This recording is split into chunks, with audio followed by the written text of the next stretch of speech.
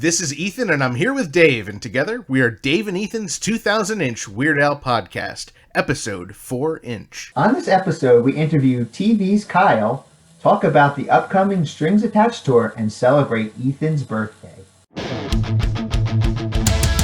It's Dave and Ethan's 2000-inch Weird Al podcast. It's a podcast about Weird Al. It's Dave and Ethan's 2000-inch Weird Al podcast. Seriously, the whole podcast is about Weird Al. Dave and Ethan's 2000-inch Weird Al podcast. You don't have to listen, but we're glad you are. Dave and Ethan's 2000-inch Weird Al podcast.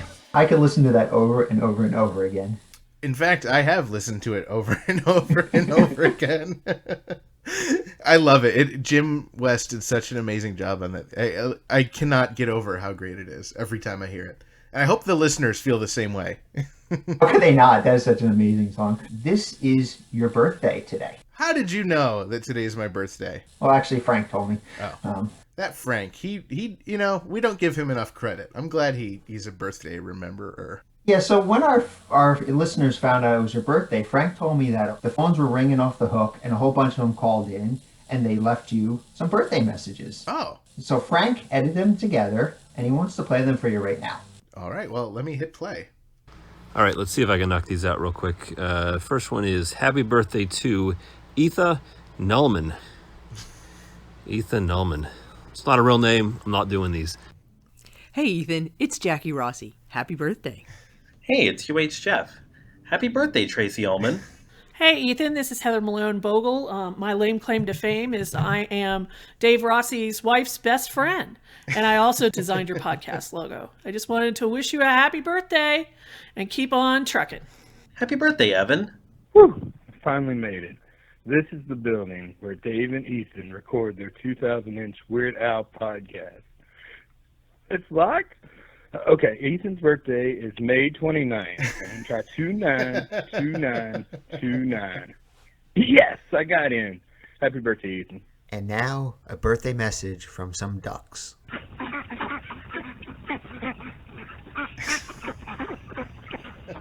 Happy birthday, Ethan? Wait, who's Ethan? Ethan, you sexy stud. Happy birthday from your friend Bob Groder and the rest of your Weird Al family. Hey Ethan, it's your podcast partner Dave. I reached out to Patton Oswalt and I asked him if he was willing to help us all celebrate your birthday. He shared these two words. Gotta pass. Have some broccoli. Have some beer. Happy birthday, Ethan. Hey Ethan, it's Kenneth from Washington. I have a world-famous opera singer to help deliver a birthday message to you. Happy birthday, dear Ethan. Happy birthday to you.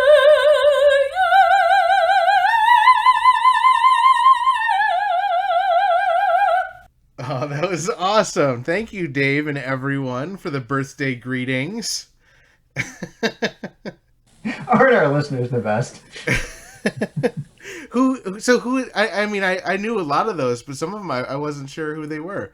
Oh, well, I can give you a full list. I'd like a full list. Yeah, I'll send you the full list. So I can record my thank you greetings to all of them. No, that is so awesome. Thank you for putting that together, Frank and Dave and Bob and Jeff and Kenneth and everyone else. And I heard Jeremy on there and the Ducks. I'm sure one of them at least was named Bruce. I think they're all named Bruce. Yeah. The Bruce Duck Choir. Wishing me happy birthday. That was awesome. Thank you for putting that together, Frank. He did an excellent job. Well, another great birthday gift is, Dave, we got to speak to TV's Kyle, a.k.a. Kyle Carrozza, the creator of Mighty Magiswords on Cartoon Network and so many years of great comedy songs. I'm really excited for us to air that interview right now. So excited to welcome our next guest. He is the creator of Mighty Magiswords. You may know him as TV's Kyle. Please welcome Kyle Carrozza. How's it going, Kyle? Hi guys, I'm doing good. It is 8 a.m. and I'm wide awake. Oh, it's so great to have you on, Kyle. I don't know how well you know Dave, but I've known you for many years. I've known of Dave for a while. Okay. But yeah, I've known you for quite a while now, Ethan, and I don't think I knew you were a huge Weird Al fan when I first met you, because I met you in completely different circumstances. Yeah. So I used to host a radio show when I was in college, and you were a friend of my friend, Jason Smith, and he's like, hey, you should have this guy on. He's great. And we became fast friends, and I loved your music and loved having you on the show whenever you were in town. And look at you now. You're on the Weird Al podcast that Dave and I have. It's all led to this. Finally. All your dreams come true now. And after this, I can just quit. Finally, to that career in Hungarian cabinet making. Looking forward to.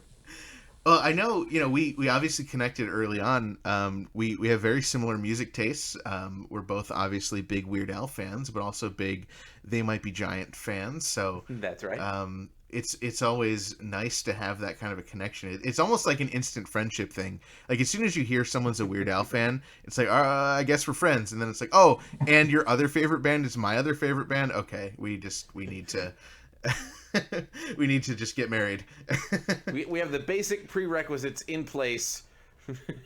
We're good. I remember, I just want to tell a quick story before we talk about Mighty Magiswords. I was in LA a couple years ago, and we met for burgers. And you were like, hey, yeah, this week I'm pitching to Cartoon Network this show. And you showed me these sketches of Mighty Magiswords. I'm like, this is amazing. And now, how many years later, it's aired all these episodes. You've had all these amazing guests on the show. You even had Weird Al on the show. We got to hear all about Mighty Magiswords. Sure. So, yeah, that must have been a while ago, because, we were making it for years, and then I think another year has gone by since then. So that must have been 6 years ago, 6 or 7 years. Yeah, I really don't even know. So yeah, it was an unusual process. I had pitched something else to them that was an action comedy, and they asked me to, they said, hey, we have something similar. Can you bring us some short, 5 to 7 page pitches that are just like the basic idea that feels like this, but is a different thing. And Magiswords was the second one of those I brought them, and not long after I showed it to them, they expressed interest in it. So the first thing we ended up doing are these 15-second cartoons that were for the See and Anything app, which was, right. It was basically, you saw a 5-second setup, you chose what Magisword you proceeded with, and then you saw how it played out. And then around the same time, we were doing these 3-minute episodes that were, these were all done completely in-house with a very small Flash animation crew, super fast with a small budget, and we, kind of had a lot of fun making fun of how fast and small budgeted we were, there were characters like, oh, okay, that's just a palette swap, or that's just that character deliberately has no legs. Wait, this monster is just our hand pack. So from there we did 5-minute episodes, and then ultimately the full TV version. So tell us how Weird Al got involved. Okay, well, so this is interesting. So our first head writer was Mr. Lawrence, Doug Lawrence from SpongeBob, who plays Plankton. Now you listeners might know, or might not know, that he did the cover of the Food album. Yep. Well, here's how that came to be. So Doug and Al were writing a movie together that never came to fruition. This was in the 90s, and okay. I don't know if it was going to be a theatrical release or a TV movie, something like that. But they were working together, and that's when the record label insisted that Al put out these best of compilations, and he wasn't too keen on it. And he said, okay, we'll do these best of compilations as long as I get to pick the covers and you guys don't give me any notes. I love it. So Doug ended up doing the cover of the Food album, which is fantastic. And, that way Al was like, now when I look at this, I won't see, a best of album I didn't want to make. I'll see some cool art by my friend. Right. But yeah, so those guys are close. And, when Doug and I were first sitting down to, do our first writing sessions together, we were, just kind of chatting, and he said, we were talking about what celebrities, we would want to have on the show now having that opportunity. And like the very first person I mentioned is like, well, it would be great to have Weird Al on the show. And he's like, oh, I know Al, I could make that happen. Amazing. And yeah, Al was kind enough to come in and do his first voice for us just before going off on tour. That's amazing. And your other guests, I mean, I'm just looking at the list right now. Brian Posehn, Maria Bamford, Tom Kenny, like just amazing voices on this show, and it's such a funny show. Yeah. Besides Al, do any other guests kind of stand out as people you wanted on the show, or people that were great guests? You know who was super nice was Dave Coulier. Oh wow. Yeah, it was like we had him on for just the dumbest nerd joke. We were doing an episode that was basically it was basically a what if Space Jam was just a fairy tale that could be like retold by any show instead of like a direct movie parody. So we did Grup Jam because that's what happens when you ask us to do a basketball episode. Right. And there's a part where we want to make fun of the scene where like Bill Murray shows up on the court. And so the real Ghostbusters, in the second, like after Lorenzo Music stops being the voice of Peter Venkman, they bring in Dave Coulier, who's actually doing a Bill Murray impression. So it's completely different from what Lorenzo Music was doing. And so I'm like, okay, that's going to be my huge nerd joke, is that like we have a Bill Murray analog suddenly show up and it's played by Dave Coulier. And like it was funny, like Tram, one of our execs, like totally called me out on it. He's like, okay, I know you, Kyle. You don't even want Bill Murray. You want Dave Coulier.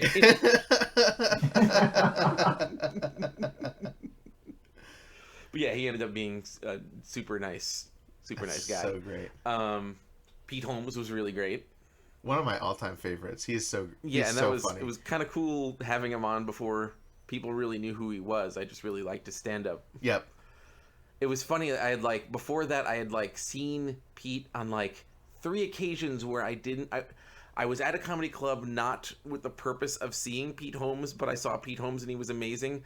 It was in this very specific window where he had like this brace on his leg because he as he put it in his set, he had stood on uneven pavement.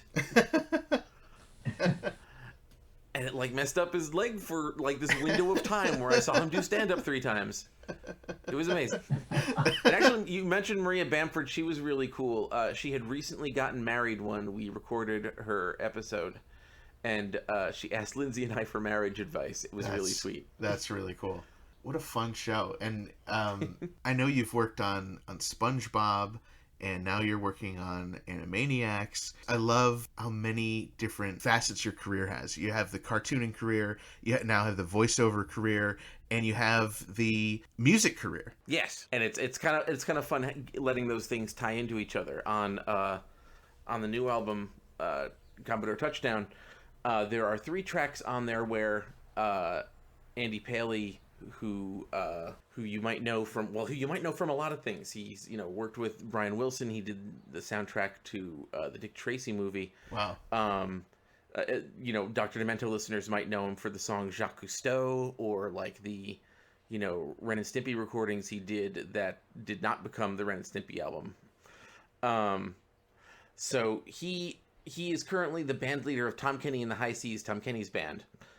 And they asked me to design a record label for them that looks like, a classic 1950s record label because they want to put out a 45. Cool. And so I did, and they're happy with it. And Andy says, okay, so cool, charge us a bunch of money. I said, okay, instead of that, because I had 3 tracks left on my album to do, and I had demos for them, but I had held back because they needed a little bit more production love than the rest of the album. Yep. And so, the way that Andy and I did music on Magiswords is that, when we needed a song, one that wasn't just a score music, one that was an actual song, I would record a demo and give it to him, tell him what direction I wanted to go in, and, he and his brilliant studio musicians would build on top of that. And so I said, let's just do this Magisword style. And so there are 3 songs on this new album produced by Andy Paley with like full horn section, and they just sound amazing. Oh, that's so cool! I cannot wait to hear that. Obviously, we're talking about Commodore Touchdown, which is your new album. It's coming out very soon, and right now people can pre-order it through Kickstarter, and it's almost funded. I backed it the first day, and I just backed it I as appreciate that. a digital copy, but now I think I have to change it. I think I need the vinyl. It's just way too cool. Yes. Oh, it's going to be real cool. And, I'm hoping that by the time people are hearing this, we are working on our stretch goals, because we kind of devised some interesting things this week. Me and the Needle Juice guys. Yeah. So I'll go ahead and talk about it here, because as of this recording, we're already past 3,000, and we're only asking for 5,000. So I have to imagine we're working on that by then. I kind of can't believe the momentum this has had so far. But so amazing. Yeah. So if we get to a certain point, we'll put out an additional record that has 4 kind of remade songs on it. Kind of on the Great Luke Ski's insistence. He wanted us to do this song for my first album, There's No Link Between All This and Cheese. He wanted us to do that live, but all my first album was done on a completely different recording program, and I'm like, I don't have those backing tracks anymore. So I was like, well, guess we might as well do a new one. And along with Joe Jakubowski of the band OK Glass, we made just this super gorgeous version of it. And I'm like, well, I recorded a new version of Rated G Life as well. That I'm like, well, okay, I'll put that out as an EP at some point. And now it's like, okay, cool, that'll be a stretch goal to just have that out on vinyl. But if we get 10,000, double the original amount, I'm gonna remake the entire first album. Oh wow! Oh, that's so cool. I wish I had an extra $10,000 sitting around. I would just fund it. Well, shoot it. Then if that was on top of everything else, then I'd have to remake both the first 2 albums. Right. Oh, that's great. I'm wondering, are we ever going to get a Magiswords music CD? That is not up to me, unfortunately. I do intend to kind of compile everything and maybe put it up as a free download on Bandcamp or something, because nobody's paying attention. Although right now there is an EP that is up for free that you can get right now called Mighty Magiswords Vlog Songs. One of the things they had me do on Magiswords were these vlogs where I would improvise dialogue just at my desk, and then the animators would just no storyboard, just go from that. I would just because I play so many of the characters on the show that I can kind of do that. It's as long as we didn't, being a Flash show, as long as we didn't make any new assets, we could just go. Right. And so they asked for me to do several of them as songs. And so there are 5 of those vlogs where Prohias it's just Prohias and his accordion Magisword, and he's doing these crazy songs. That was me locked in my office. Everybody leave me alone. I'm gonna make up these songs. And so then with Andy Paley, we decided to make big final versions of all of those. That is up as a free download. That is so great. Where can we find that? I believe it's mightymagiswords.bandcamp.com. Okay, cool. But if you look at Mighty Magiswords Bandcamp, I think it'll pop up. Yeah. Yeah, so I was going to ask you, obviously, besides Al, who are your musical influences? Well, we already mentioned They Might Be Giants. That's a pretty big one. It's I'm a fan of a lot of bands. So I'm trying to think of the ones that I'm necessarily thinking of when I record. Smash Mouth, oddly, because I like playing keyboard riffs that are kind of like theirs. And let's see, the Spinto Band, I'm a big fan of. Tally Hall, Ben Folds, for sure. Cool. Yeah, it's I realize I'm not mentioning a whole lot of comedy bands, but I'm buds with a lot of them, but I'm not necessarily thinking of them when I record stuff. Worm Quartet sometimes. you've put out a lot of stuff through the FUMP. Can you, just for anyone who listens who is not familiar with the FUMP, how would you describe it? Okay, the FUMP, which stands for the Funny Music Program Project. No, Funny Music Project. Program. You know what? I'm going to make those two words battle it out for supremacy. And see what happens. So it is a website, intended to kind of follow Jonathan Colton's old Song a Week model, where a couple of tracks go up per week of funny music from various people. Some are, kind of part of our core. Some are people who submitted and everyone decided that their stuff was cool. And people can go hear new comedy songs there a couple times a week. And Dr. Demento seems to enjoy getting stuff from there. In fact, as of this recording, he just played my latest FUMP, I Only Feel It When It Hurts, which is only funny because that's the only lyric.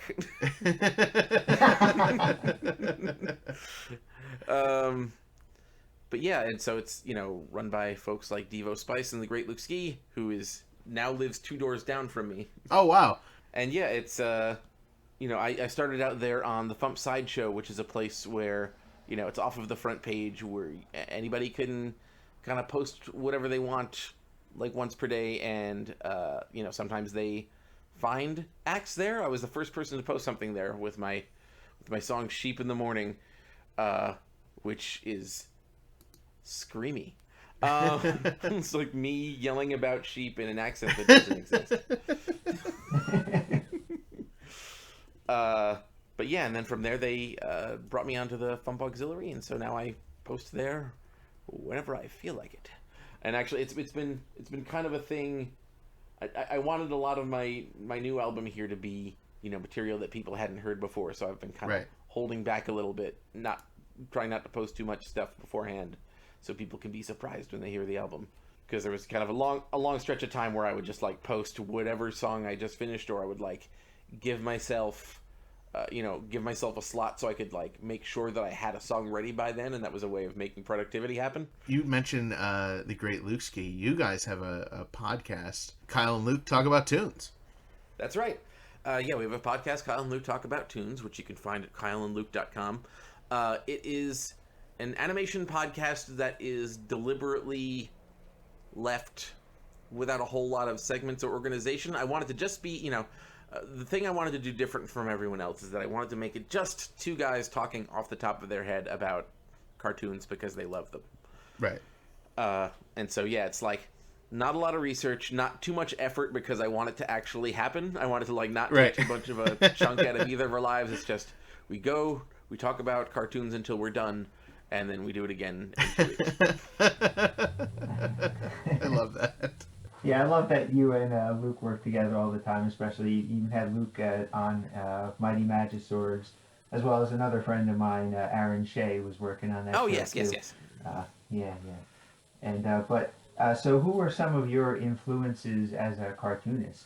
When I was a kid, I was, really big into Looney Tunes, which should not be shocking. Right. I was way into Chuck Jones when I was a kid because, most of what aired on, Saturday mornings was the 50s stuff because that's what they bothered to hold on to the copyright to.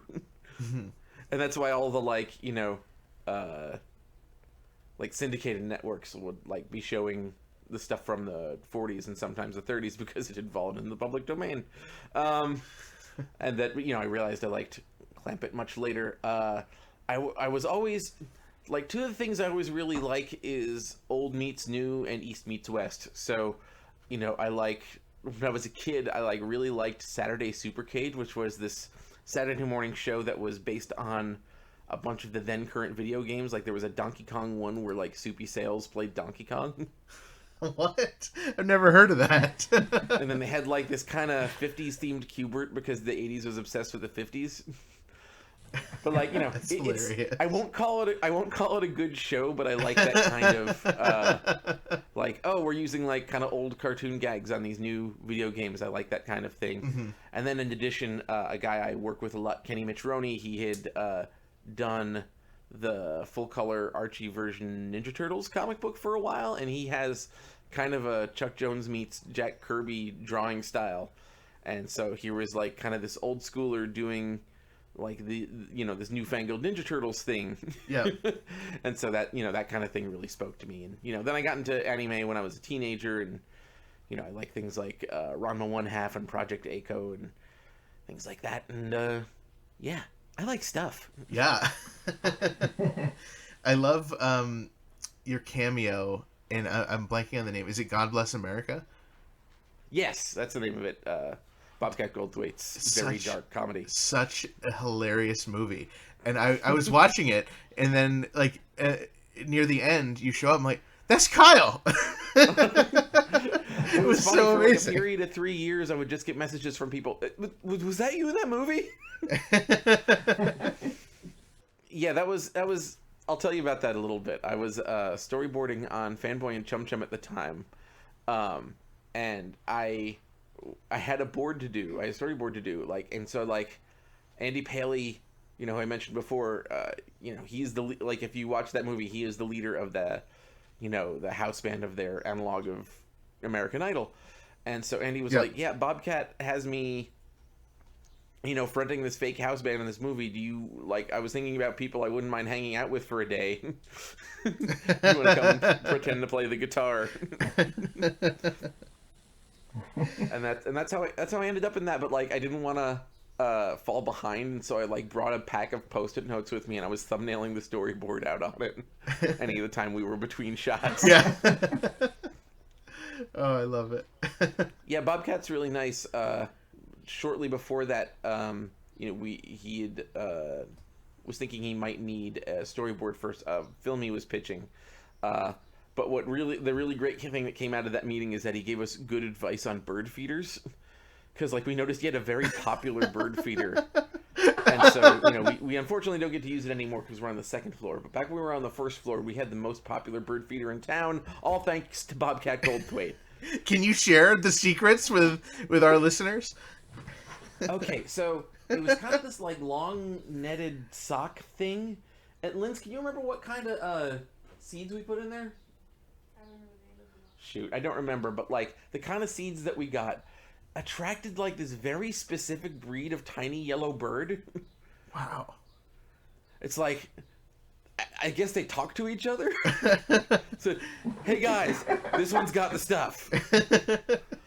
You're like a drug dealer for these little yellow birds. But it was just fun. We just watched this sock full of seeds completely deplete throughout part of the day, and it's looking at it going, this is all thanks to Bobcat Goldthwait. Oh yeah, actually that's another Weird Al related person that was a guest on the show who we ended up getting to do more with later is Judy Tenuta. Oh wow. And that was something that Luke pitched, but I was I was already kind of looking for an excuse to have Judy Tenuta on at that point. She was in our very first episode, for our very first TV episode of Mighty Magiswords. Okay. And what was cool about that is that later we were able to use that connection to get her to perform at MarsCon. Oh wow. Oh, cool. That's so great. Yeah, that was a fun get. I have a fond memory of us performing. I for a very brief period of time, I booked a show at this bar in Troy, and you happened to be in town, and we got to perform together, which was so much fun. That was a lot of fun. Are you doing any upcoming appearances as TV's Kyle? Well, we'd been doing. It's kind of fallen off lately, but we were doing a lot of gigs in a sports bar in Van Nuys that were going shockingly well. Wow. It was there's no reason for that to be a good gig. It should be a terrible gig. But the first night we did that one, we had to follow. We had to follow the Dodgers losing the World Series. Oh God! And then first person he puts on is me and Lindsay. It's okay, bad sports just happened. Here's the weirdos who don't make any sense at all. And we killed. That's amazing. But that was your opening to the sports people. Their disappointment. They're we need anything. We need funny music. Yeah, and apparently they were up for it. Oh, I love but it. yeah, I think the next thing. What's the next? I think the next thing I have coming up is. Actually, no. I might be. I think I'm gonna get together a gig in upstate New York I'm gonna visit my folks in Catskill in July. Oh, awesome! And one of the members of our hometown ska band, Conehead Buddha, has opened up a venue recently. I don't have details on this yet, but he offered to have me do a show next time I was in town. So amazing! If you're in that area, keep an eye out in July. I am in that area. You got to tell me so I can come check you out. I will. I'll make a lot of noise about it. In fact, okay. I'll contact him. Got to contact Terry Lynch. But then also we'll be doing Fump Fest in August. We haven't done a full set at Fump Fest in a while, so we're going to do one this time. And the record should be out by then as well. Yes. So I highly recommend people head over to Kickstarter, Commodore Touchdown. The new album by TV Sky. Let's get it up to 10,000 so we can get the full first album recorded. And I'm going to update my pledge, so I'm going to make it even closer to that goal so I can get the really cool Thank you very much. vinyl. I love that. So people can get the digital, they can get the CD, vinyl, and you also have a cassette. I got to, why a cassette? You know what? That one's completely that's completely the guys at Needle Juice. Okay. And I've noticed that they're selling. Okay. So who am I to complain? I mean, these are the same guys who, for April Fool's Day, put out like a bunch of their catalog on 8-track. Oh my god. And that sold. I mean, I have some. I mean, obviously, I have Weird Al cassettes in my collection, and I just bought a Flight of the Conchords cassette. But it's like cool. Cassettes aren't. I think it's just so crazy because who has a cassette player? Like people, obviously, vinyl has come back, but nobody is really yearning for cassette tapes. But I kind of want the only it cassette at the same player, time. The only cassette player I own is one that you are supposed to use to connect to your computer to transfer things from tape to digital. Oh, okay. That's the only one I own. I'm just oddly into it. I kind of want a TV's Kyle cassette tape. And it's gonna look cool too. Yeah. But yeah, like even my vinyl proclivities, like I have a nice record player, but I play almost everything off of the same model of Fisher Price I listened to when I was a kid. Oh my god. Because like I wanted to sound like it was when I was 5. Right. That's the purest way to listen to vinyl is Fisher Price. So we got to back the album on Kickstarter. And also, Magiswords just finished airing, so now we can watch all the episodes on Hulu, which I'm very excited about. Yeah, as of this recording, the first season and a half are up on Hulu, and now that they've all aired, I'm assuming that it's all going to be like the rest of it will be up by the time the year is through. If history has taught me anything. Okay, right. However, if you need to see them right now, they are all available for paid download on Amazon Prime and iTunes, and I think another thing that I'm not thinking of. Great. I think before we wrap up, we got to talk about the star ceremony, which we obviously stood next to at. Yeah, that was way cool. Yeah, I really enjoyed listening to Weird Al on Spotify with you guys while we were waiting for it to start. Yes. Yeah, that was kind of a funny thing about it. It's like, we were probably 100 Weird Al fans that were our invited guests that were sitting or standing there in the very front, and they were playing on Spotify with the ads. And I'm thinking, you could ask any person waiting out here to borrow their iPhone and play Al's entire catalog and rarities off of that. And rarities off of that. Yeah. Also, I'll hand you guys the $11 it takes to make these ads go. Right. We're all clearly charitable. That was so fun. Just in general, how do you balance doing funny music and still being taken seriously? See, what I did was I got old. See, yeah, I just thought really hard and made all these like white hairs show up in my mutton chops, and everyone's like, "Oh, maybe we should listen to that guy." That's great advice. Yeah, basically, like anytime anyone listens to my funny music, I also like hand them a copy of my IMDb page. that I printed out, complete with like those extra pages that are just like a little bit of copyright information at the bottom of them. Like I didn't like go and recycle those or anything. It's just, yeah, here guys, check this out. I've accomplished things. Listen to my song called "I Only Feel It When It Hurts" and take it very, very seriously. As they should. Oh, I love it. We will certainly be checking out the Kickstarter for Commodore Touchdown. I cannot wait to get my vinyl, and maybe I'll splurge and get the cassette tape, even though I won't have any way to listen to it. Do it. Are we going to get any Commodore Touchdown themed bird feeders? Oh man, there's a. You know what? If we get like. I think that's a good stretch goal, right? If we get $10,001, maybe that's what we'll do. Okay. With the special recipe from Bobcat Goldthwait. That'll be our like bold Price is Right move, just $1 over. Kyle, where can we follow you online? I think the best place to follow me is on Twitter at TV's Kyle. You can get all of my music at tvskyle.bandcamp.com. Yes, there's a jingle. Follow TV's Kyle on Facebook, and then wonder why all the stuff I just posted on Twitter isn't on it. Kyle, it was such a great time to have you on the show. Thank you so much for coming on. Yeah, thanks so much for having me, guys. Thank you, Kyle.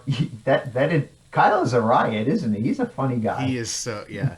I have, since we recorded that interview, I've changed my pledge. I'm now getting the vinyl, so I'm so excited to get the vinyl. You've still got time to head over to Commodore Touchdown on Kickstarter, and you can fund the brand new album by TV's Kyle. Let's hit those stretch goals for him. Let's get the new recording of the first album. Let's hit $27,000 for Kyle. Maybe he'll do a cover of our theme song or something. There's a stretch goal for you. Yeah.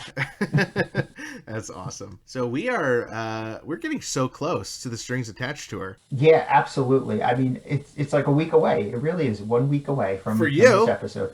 From you. For Al too, right? And a lot of other people, but it's much further for me. I don't see any of the shows until July, so I'm just so jealous. But I can't stop thinking about the tour, and there's like these little tidbits that keep coming out. Of course, we got to break the news on our podcast from our interview with Jim that Weasel Stomping Day is one of the songs from the tour. But I don't know. What do you think we can expect from the tour? I was at the Hollywood Bowl shows, right? That's right. And I'm kind of expecting something very similar to what went on in the Hollywood Bowl shows. Or basically, Al was up, Al and the band were doing their thing, and they were being supplemented by a full orchestra. And I'm still jealous that I wasn't able to get to go to those. How would you describe those shows? Well, in one word, amazing. I mean, and I'm gonna make you really jealous because they were at the time. I mean, it was really the only way. It was the only time Al had really performed in front of an orchestra before. Yeah. So I still feel like, at least for the next week, that I'm special and that I got to hear Al perform with an orchestra. But it was amazing because the songs were so complimented by the orchestra, and you would I just remember listening to "Dare to Be Stupid" and going, "Wow, that is sounds so cool and so different than the album version and the version he's done in concert." And this was before he did the unplugged version of Dare to Be Stupid. This was back Mandatory Fun Tour. Yeah, the Mandatory Fun version, Mandatory Fun Tour version of Dare to Be Stupid. Just the little things, and even in the Saga Begins, just the orchestra with that and Yoda and everything. It's just I think it really complemented the songs, and it was just kind of really cool just to hear them in a whole different format than what they were on the album. I would imagine, especially the Star Wars songs, because the orchestral music is such a big part of Star Wars. I'm sure that really adds to it. I have to imagine that he's going to be playing Saga Begins and Yoda on the tour. Yeah, I would hope so. And what was really cool is that as they were transitioning into Yoda, the whole orchestra actually did a little bit of the Star Wars music. Oh, cool. I don't know if that's going to be in this upcoming tour or not. I hope it is, because it was really cool. But, it's just the little things that they did, and, just a little, it was all, obviously very well done. And I think the conductor and the person who did that, his name was Sean O'Loughlin, did an excellent job writing those charts and everything. But it's now but they were also little shortened shows to fit in kind of the Hollywood Bowl. Right. Yeah, there's frame. a time limit there with the right. So we didn't get every song on Mandatory Fun Tour, but now we're getting a full tour. Right. Full concert, full show on a full tour with I think 67 dates on this tour, where it's going to be every night is going to be Al with a full orchestra. Do you think it's going to be the same show every night, or do you think it's going to be closer to the Vanity Tour, where it's like a different set every night, or at least a rotation of sets? I don't know, because I think first I would say it would be the same, just because of the fact that you've got to coordinate an entire orchestra full of people, as well as the band, and 3 backgrounds, female singers, which he's added this tour as well, just to kind of jump from one song to a different song the next day in a different order might be confusing. But then, the more I think about it, it's going to be a different orchestra every show. Yeah. Right? The orchestra is not traveling with him, so really, he has to say, here's the songs we want in the order we want, and has to do that for each orchestra. And he's done that already for the Vanity Tour, where he's written all the set lists out ahead of time. Right. So he could mix it up. Do I think he will? I think he's going to lean a little bit more towards having the shows be the same, or maybe he'll swap out a song or two like he's done in the past. I mean, especially, I think, what really lent the Vanity Tour to being able to be, almost random every show is there was no need to sync it up with the video element. And I am guessing that we're going to have video element again with this tour. Although, has anything come out that said they weren't? I feel like they said they were doing that, right? I feel like I've seen that they're going to have videos back. If not, then it was definitely in a private conversation I've had with Bermuda or somebody else within the Al's organization, that I'm almost certain the videos are coming back. Yeah, so I would have to believe that if they're going to have the run of the video, they're not going to be able to switch it up, like the Vanity Tour, but they have in the past, like you said, switched out a song, like an A and a B show kind of a thing. So maybe we'll have a little bit of variation, but I would bet that it would be very similar, if not the same show. Yeah, I remember I talked to Al after one of the concerts on the Vanity Tour, when I was in San Diego, the last concert I went to on that tour, and I kind of asked him, for the next tour, what did you kind of learn on this tour that you liked, and what didn't, and is the next tour going to be similar to the Vanity Tour or more like the older shows? Mm-hmm. He hinted that he really was surprised how well the Vanity Tour went over, and there were a lot of things in there that he liked that he was planning on bringing over into the next tour. But cool. In general, it would kind of go back a little bit more towards his roots, the typical concerts. There are a lot of things I liked about the Vanity Tour, and I'm hoping that a lot of that translates or comes over into the new tour, but I guess we'll see.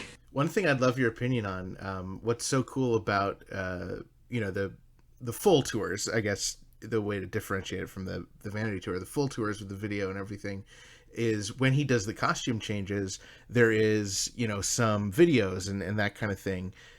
Do you think that maybe instead of that, we'll get a little bit of like, the orchestra playing maybe the instrumental to one of the songs, or, like you said, maybe they'll be playing like the Star Wars theme between, a song and the saga begins or something. I wonder if they'll utilize the orchestra for those transitions. Yeah, I hadn't thought about that, but that's a possibility. It certainly is.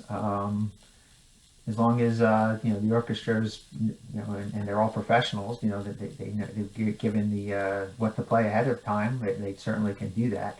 I also as you were saying that, I was thinking, I wonder if the orchestra will supplement some of the video clips. Right. I mean, That a would lot be of really times, interesting. yeah, and a lot of times Al will do some little musical throwaway or musical, clip in his sound clips. How about we've all got cell phones, so come on, let's get real. That would be amazing. Yes, it's a full orchestra piece. That would just be the best ever. I mean, just to him turning that into a real song, and then if you transition that into a full orchestral piece on tour, that would just be the greatest joke ever. What songs, Ethan, are you most looking forward to hearing on this tour? All right, so the one of my all-time favorite songs is Spy Hard, and I would love to hear the full orchestra version of Spy Hard. So my fingers are crossed for that. I mean, I love Gump, so I would just love... I doubt that we're going to get Gump. It's not like one of the more important songs, but for me personally, I would love to hear Gump. And I would love Albuquerque. I mean, I'm not holding my breath for that, but a full orchestral version of Albuquerque would just my dreams would come true. I think that'd be really great. What ones would be your dream songs to hear? I mean, Spy Hard is definitely a good choice. I mean, there even is an orchestral version of Spy Hard. Yep. Out there, right? So it's almost like, well, that's almost written already for him. Yep. I know Steve J did a lot of I think if not all of the orchestration on that song, for the orchestral mix. So I would love to hear that. I also would love to hear just something like Jurassic Park. Yeah. I just think totally. that would translate well into an orchestra piece. I've seen The Saga Begins, but I think I just love that song, and I think that would translate very nicely, or has translated very nicely into an orchestra piece. I hope to see that. Maybe we get Tacky back. That would be great. Maybe we get Fun Zone. How about Fun Zone as an orchestra piece? I feel like if they don't do Fun Zone, because they can't just play a recording of Fun Zone when you have an orchestra, I mean, just them literally playing Fun Zone a few times on the, just the band playing it was so cool on the last tour that it can only get cooler from there. Yeah, I mean, Fun Zone, I kind of jokingly said that because I think they will absolutely do that. But in general, I mean, it's almost, he's going to do probably all of his big hits, I think, right? Yeah, he's going to do Fat, right? Yeah, he's going to... Smells Like Nirvana will be there. We'll right, get, Amish Paradise, White and Nerdy. Gotta. Now, are we going to get those as the little unplugged medley that he did, or are we going to get full songs for those? That's a great point. I hadn't considered that. I have a feeling it's going to be the unplugged medley again, although it won't be really unplugged with a full orchestra, I guess. Yeah. But I don't know. I kind of want to see the non-unplugged version. Or I'd love to see both. I would be fine just going to a concert and just seeing the same song done 10 different ways. Like, honestly, he can do no wrong. I'd be happy to see anything. Here's White and Nerdy as Calypso. Here's White and Nerdy as jazz. All right, so here, let me reveal the number one song I'd love to hear. Are you ready for this? Okay. Yes. The number one song I would love to hear on the Strings Attached tour is the Dave and Ethan's 2000-inch Weird Al theme song. With a full orchestra and Weird Al singing. That'd be my number one song. If he doesn't do that, I'm going to ask for a refund. Yeah. To all 17 of the shows I'm going to. Yeah, all 18 shows I'm going to. Just play it once. Just asking once. Doesn't have to be at all 18. Yeah. And preferably at one of the shows that I'm at. Yeah. Oh, totally. Now, another thing I'm curious about is on the last tour, Al did a deal with Stitcher where they recorded every single show and released them. Do you think we're going to get a release either every show or at least maybe a best of or a one show, one time off?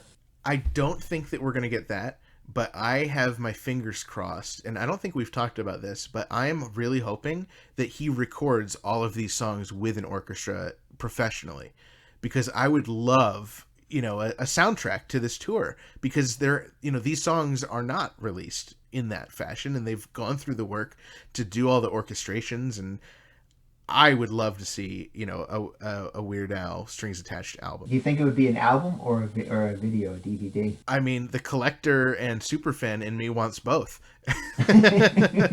Well, you can always make your own album from the That's DVD. true.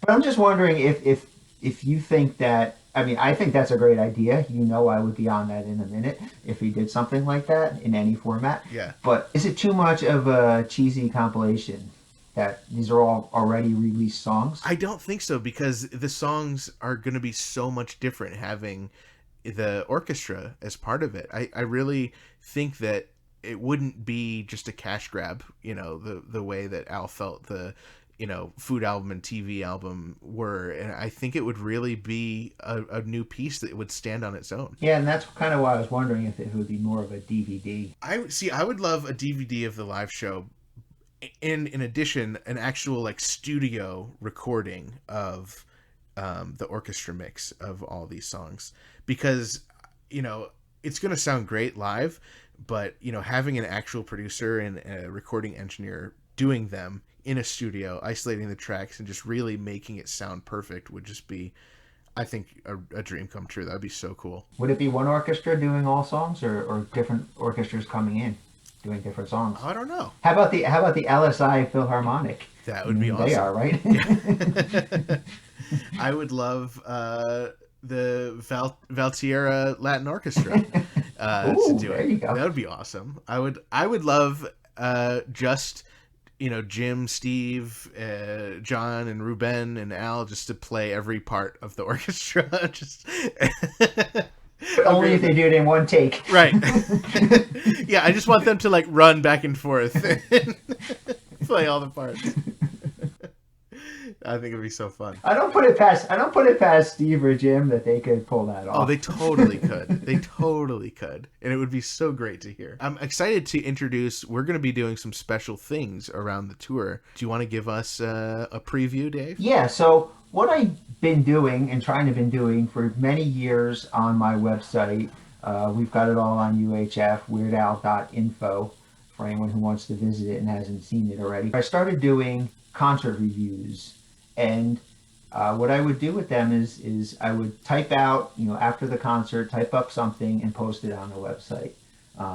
The problem with that is it took a while for me to get to each concert, and because I go to multiple concerts on a tour, or multiple concerts on each tour, often night after night after night, there's a lot of gaps in my reviews. On the Vanity Tour, I started working with Yanko Chick News Network and producing video concert reviews. And they were a lot of fun to do, and they were very, for me, they were a great way to kind of recap and get it out there quickly and get it, just recorded somehow and then put out there.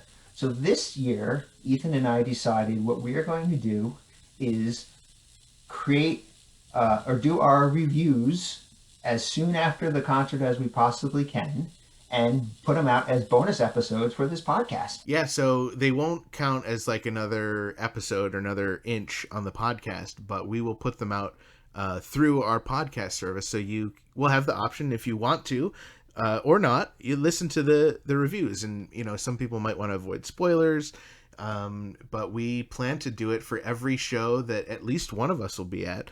And then, of course, for the ones that we're both going to be at. And it'll be fun. Maybe we can, if we find someone in the audience who's a listener, or we find someone who's been a guest on the show, maybe we'll get them on for a brief comment or to give their review. I think there's so many great possibilities. I'm very excited for this. Yeah, this is going to be so much fun. And instead of, like you said, instead of calling them inches, we might call them centimeters or something like that. Right? Just to mix up the two different types of of measurements. But really, that's kind of the point, is that these are going to be I'm going to record them, or Ethan's going to record them as they happen, and we're going to shoot them right off to Frank. He's not going to do a lot of editing on them, so they're going to be pretty raw. But He's going to try to get them up as soon as possible after the concert, so that they're very timely. And it's going to be very unscripted. You never know what's going to happen. You never know who we're going to have on. If, like Ethan said, if I'm with somebody and I just feel like there'd be a perfect guest, a perfect person to help me review the concert, I'm going to invite them and have them talk. Yeah. So if you're there and you want to be on one of these centimeter episodes with me, then please hit me up and I'll make it work, you know? And even if you don't want to be on, or, if you see either of us, come and say hi. We'd love to meet some listeners. I know we know a lot of people personally, but there are just so many people out there that we don't know that have been commenting and posting that we would love to get to know. Yeah, and if you're not a listener, we don't want to talk to you. That's right. Yeah, so if you don't listen, please give us our space. Dave, so we have a lot of crossover, but we also have a number of shows that just one of us are going to. Let's go through the list for our listeners. Sure. Let me start out, because I'm going to be at one of the things I love to do whenever possible is go to the very first show on the tour, because this way I can experience it firsthand without having to read somebody else's review or watch somebody else's video, about the concert. I stay spoiler free, which isn't a deal breaker for me, but it's nice, that I have that option, and I get to experience it firsthand and get to see, the evolution of the tour, because usually that first couple of shows, Al always jokingly says, "Oh, these are the dress rehearsals," right. But they're different. And then by the end, not that they're bad, but they're just not as maybe polished as some of the shows towards the end once they kind of get their groove. So it's kind of cool to see the evolution throughout the tour. So I will be at the first 5 shows of the tour in Florida. That's Clearwater, Fort Lauderdale, Melbourne, St. Augustine, and Orlando. Yes. And I will not be at any of those, unfortunately. Yeah, my wife Jackie and I will be there. We're really looking, and we haven't been to Florida in a while. We're looking forward to doing a lot of touristy things too while we're down there. But we definitely want to meet the Al fans in the area. So please, stop by and say hello when you see me there. Yeah, hit us up if you're going to be at any of these shows. So my first show that I'll be at is the Cleveland, Ohio, and Dave will also be there. Then Pittsburgh, Pennsylvania, which Dave will be there. Then I'm hitting Toronto. Dave will not be there. Syracuse, Dave will not be there, although I'm trying to convince him to go. And then Philadelphia, which Dave and I will both be at. Right, and that's in early July, July 5th through the 12th. And then we have a couple days off, and then we go to Vienna, Virginia, and Wolf Trap, which is an amazing venue. Both Ethan and I will be there. Then I... on my own, because Dave won't come with me, go to Guilford, New Hampshire. But then we meet back up, and we'll both be at the Foxwood show in Mashantucket. We'll both be at the Forest Hills Stadium show in New York. And then I will continue on and head to Boston and Lewiston, which is right near Buffalo, by my lonesome. And then this show, I'm trying to convince Ethan to come to, and I think I might after. If I come to this show, you have to come to Syracuse. That's the deal. Ooh, okay. Well, then you don't have to come. Okay. What do you have against Syracuse?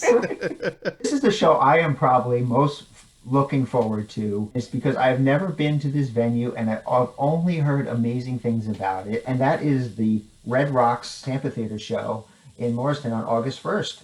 It's just. That's going to be the show to be at. If you only go to one show and only going to travel for one show, I think that's the one you want to be at. I really, really want to be there. Not only, my friend Justin lives in Denver, and he said, Ethan, you have to come to the show. The venue is too cool to miss. Plus, Scott O'Neill, who did the orchestration for a lot of the songs this tour, he is actually going to be the conductor at that show. So it's just, I'm going to try and make it work. I really want to be there. Then the last 6 shows we're going to together. Yeah, I know. This is exciting because I've never been in this part of the country before. I've been there in this part. I've actually never been in this part of the country, really, Washington or British Columbia before, but definitely not for an Al show. Right. Well, what's so cool is over a 2-day period, we're going to see Al at the same venue 3 times, 3 Seattle shows, the Paramount Theater. Then we are going to do a little bit of international travel to British Columbia, as you said. We'll be going to Vancouver, Victoria, and then our final show of the Strings Attached tour is Abbotsford. Yeah, and I mean, it's really cool, like how when these tours come out, I tend to look and see how can I get to a place I've never really been to before, and how can I group these shows together so I can get to as many as possible with really as little travel and expense as possible. Right, most bang for your buck, and those 6 shows in the Northwest just really made sense, especially 3 in Seattle. Over a 2-day period. You can't beat that. Yeah, and when we planned that trip, there were only 2, so we got a bonus show thrown in there. Yeah, that was awesome. Really cool. So that's 18 for me, and that's 17, possibly 18 for you. Yeah. 18, possibly 19 for you if I get you to Syracuse. We've still got time to figure that out. Yeah, we got time. But yeah, I would love to hear from the listeners. What shows are you going to? Which ones are you gonna be at with us? Which ones are you traveling somewhere new to see a show? I know what was kind of weird for me is Al usually comes through closer to my area, the Albany, New York area, but the last tour and this tour, he's not really coming anywhere super close. My closest one last year was Poughkeepsie. So I think it's pretty interesting. I'm wondering if he will, on a second leg, maybe hit Albany, since we've been missing out. Or I guess I should say Albany. Does Albany have a great orchestra? Yeah, there's the Albany Symphony Orchestra, and there's also the Schenectady has a great symphony orchestra as well. So there's a lot of options, and there's Proctor's and the Palace. There's a lot of good options. So hopefully, and you'll volunteer to play cowbell, right? Oh my God, that would be a dream come true. I would learn to play an instrument just to get to play with them. I'm so jealous that you'll get to start off the tour next week on June 5th at Clearwater. And we will have our new episode premiering on June 5th because we've been doing Wednesdays. And we have that episode already recorded. This is like perfect timing because June 5th, the first day of the tour, we have the actual conductor for the Red Rock show, the guy who wrote all the charts for this tour, Scott O'Neill. He gave us such an incredible interview. We had so much fun talking to him.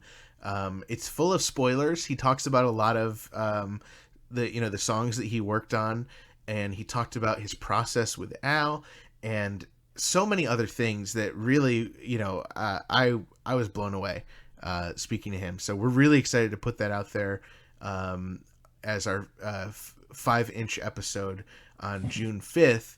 But Dave, wait, there's more. Yeah, so we loved talking to Scott so much. We're so excited. We want everyone to hear this, that we've decided we are going to release that episode 5-inch, early to anyone who contributes on contribute.2000inch.com. We're going to make it a perk. Anyone who contributes at any level will get to hear that episode early. So those of you who have already contributed, check your inboxes. We'll be sending out a private link so you can check it out, so you can hear the spoilers that we discuss and everything with Scott.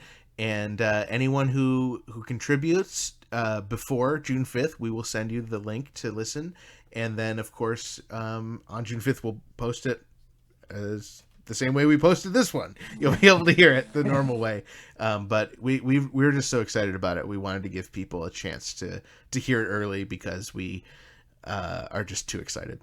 Yeah, I mean, I think if you want to hear an episode, this is the episode you want to hear early. This is just really the interview with Scott was beyond amazing. My jaw dropped multiple times during the interview, and just hearing how complimentary he is to Al and the process that Al took, it's as a fan, you're just gonna really appreciate it. It's awesome. Let us know where you will be out on the strings attached to her. Thank you to all of our listeners. And thanks again to TV's Kyle for the amazing interview. And of course, check out his Kickstarter and get the cassette, get the vinyl, get all the good stuff. We're really pushing that cassette. Yes. And maybe one day we'll get a TV's Kyle bird feeder.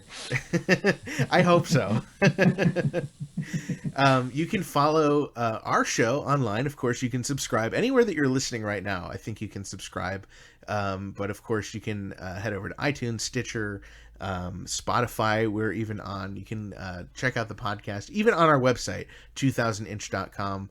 And anywhere that you use social media, as long as that includes Facebook, Twitter, and Instagram, you can follow us. Yeah, if you guys are like on, MySpace, we do not have a MySpace page. Maybe we should have a MySpace page, but I think Frank, we have to have him set up us a MySpace. Hey Frank, get us on MySpace and Friendster. But anywhere that normal people have social media, you can find us at 2000inch. That's 2000INCH. And I can't wait. I can't wait for people to hear Scott's episode next week. Yeah, head over to contribute.2000inch.com and check out Scott's episode and all the other great perks we have. Thank you for listening. That was Dave and Ethan's 2000inch Weird Al Podcast, episode 4-inch.